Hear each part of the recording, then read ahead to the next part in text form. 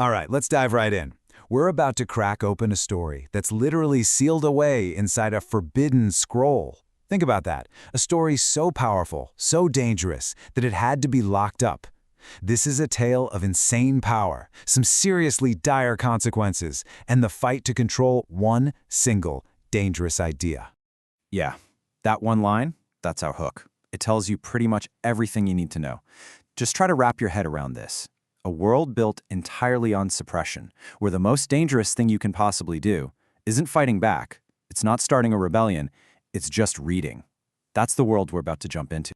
So, welcome to the Empire of Lian Shao. Now, on the surface, this place looks like it's all about perfect order, But peel back that shiny veneer just a little bit, and what you'll find is this deep, gnawing fear.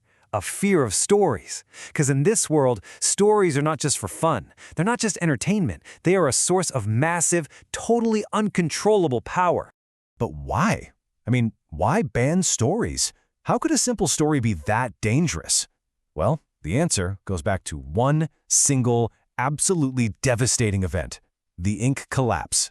See, ages ago, these mystical, illustrated scrolls, they call them manhwas, well, they unleashed a catastrophe so huge, so world-shattering, that the emperor saw only one solution: just erase storytelling. Get rid of it completely. And let me tell you, the stakes could not be higher. We're not talking about just getting thrown in jail or, being executed. No. If you're caught with one of these manhwas, you just vanish. Poof, erased from existence. That's the terrifying reality our hero has to live with every single day. So who's at the center of all this? A guy named Ren Akihiro.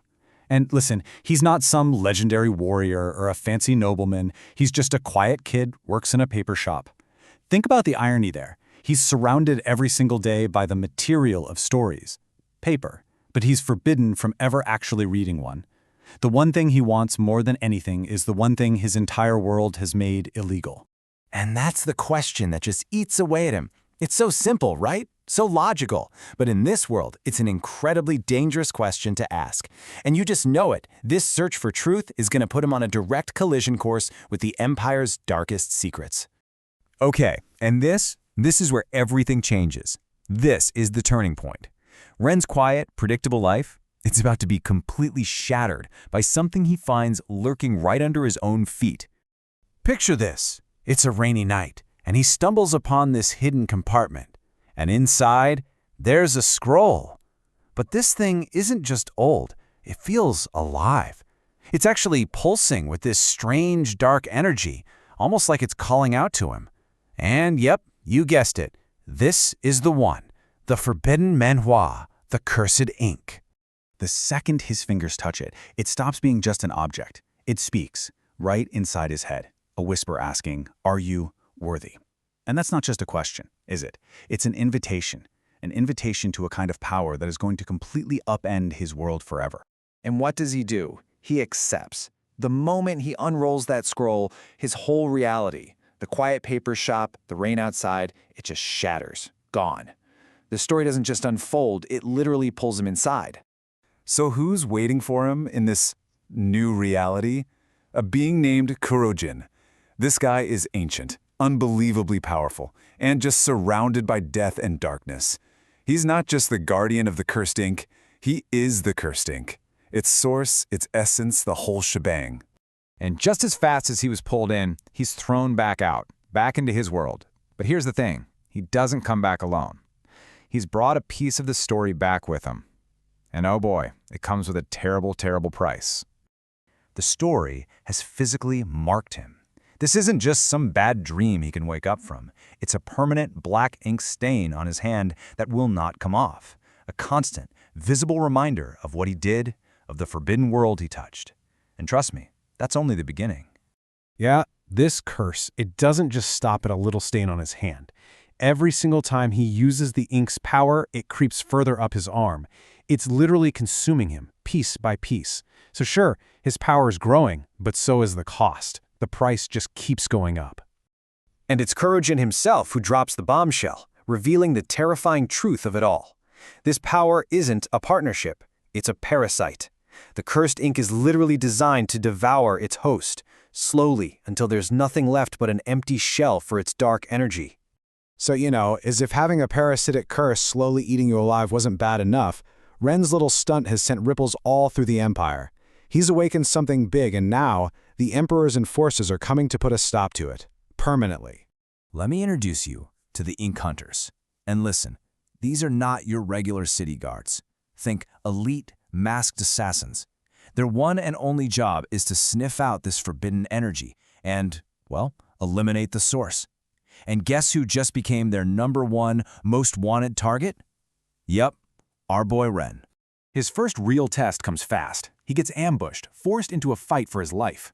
And he has to unleash the Ink's power in ways he never even dreamed of. But the more power he uses, the more the power uses him. He completely loses control, becomes something so terrifying that even these elite hunters have to fall back. And this right here, this is the moment. Everything changes. Ren has a choice. He could run, he could try to hide, he could just give in and let the ink consume him. But he doesn't. He makes a decision. He's going to face this thing head on. He's going to fight to become the master of this power, not its victim. So that's it. His training begins. He doesn't wait to be pulled in. He willingly goes into the Manhua, confronts Kurojin, and basically demands to be taught how to control this thing. And all of this leads to one final, ultimate test. The one that will decide his fate. And the stakes, they could not be any clearer. Kurojin lays it all out on the line.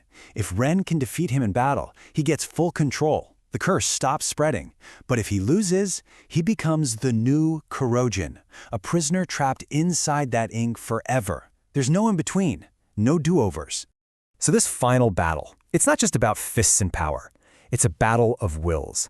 It's Ren fighting not just this ancient ink sovereign, but fighting against the curse itself, the thing that wants to devour him from the inside out. This is, quite literally, a fight for his soul. And with one last desperate surge of will, he does it. He succeeds. And as he stands victorious, he hears Kurojin's final words. And this isn't just good game, It's a transference. All of it, the power, the responsibility, the story itself, it all now belongs to Ren. So, Ren won his internal war. Awesome. He controls the cursed ink now. But all that victory really did was paint an even bigger target on his back. See, he might have mastered his own story, but the war against the Empire, that's just getting started. So let me leave you with this question. What happens when an entire empire, whose whole existence is based on erasing stories, comes for the one person who can finally write his own?